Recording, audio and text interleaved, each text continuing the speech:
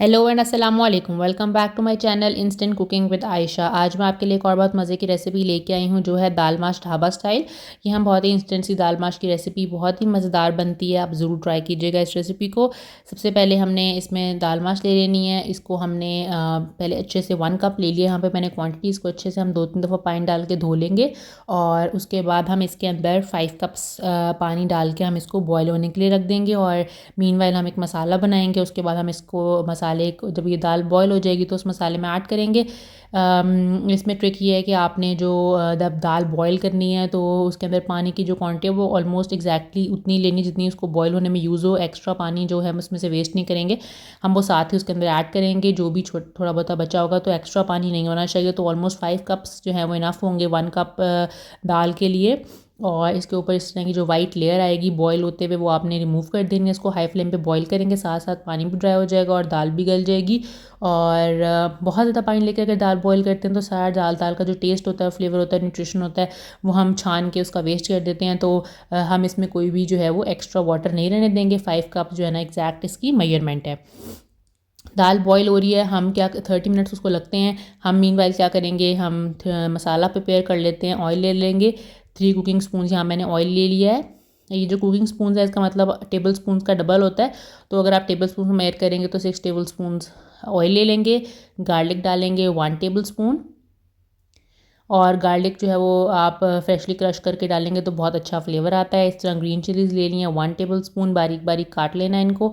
ये हम इसके अंदर ऐड करेंगे। कोई भी डिफरेंट रेसिपी नहीं होती है, बस रेसिपी का ये होता है कि आपने किस सीक्वेंस में चीज़ें ऐड की हैं, मसाले को कितना भूना है आपने।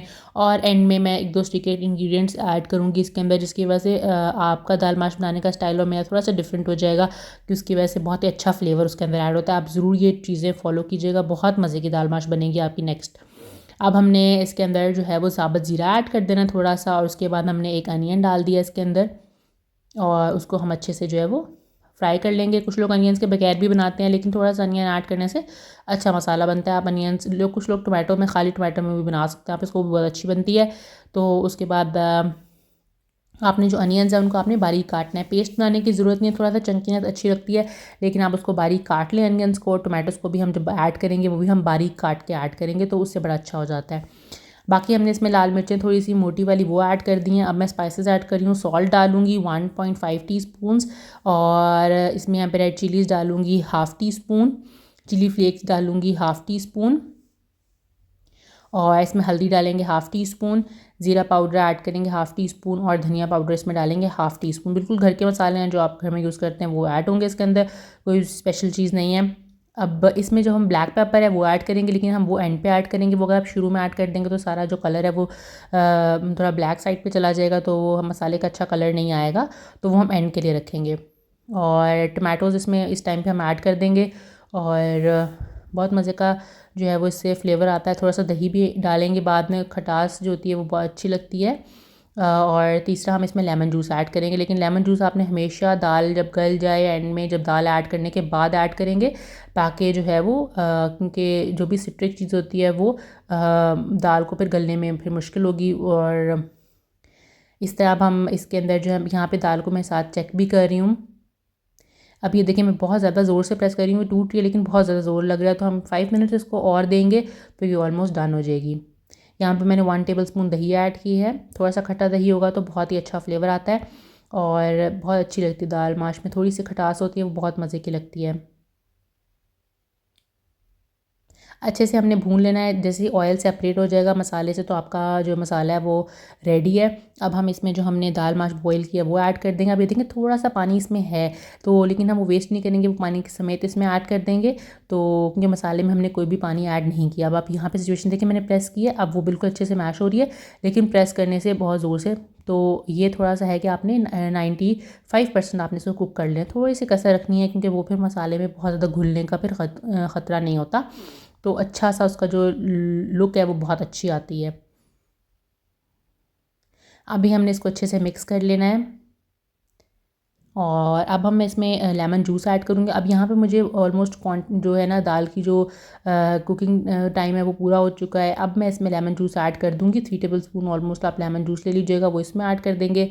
तो अब जो है ना हमें ये डर नहीं है कि दाल जो है वो गलेगी नहीं। اب یہاں پہ ہم بلیک پیپر ایڈ کریں گے، یہ بھی بہت امپورٹنٹ اسٹیپ ہے. تھوڑی سی بلیک پیپر اگر آپ اپنی اس میں ڈالیں گے نا، اینڈ میں بہت مزے کا فلیور آتا ہے.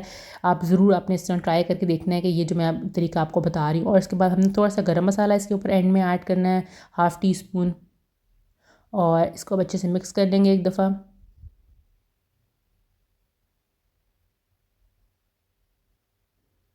اب ہم نے شروع میں جو ہے وہ جنجر گارلک پیسٹ نہیں ایڈ کیا تھا، ہم نے صرف گارلک ایڈ کیا تھا. تو اب ہم کیا کریں گے، اینڈ میں جو ہم اس کو گارنش کرنے لگیں گے نا، یہ دیکھیں کتنا مزے کا آئل جو ہے وہ سیپریٹ ہو گیا اوپر.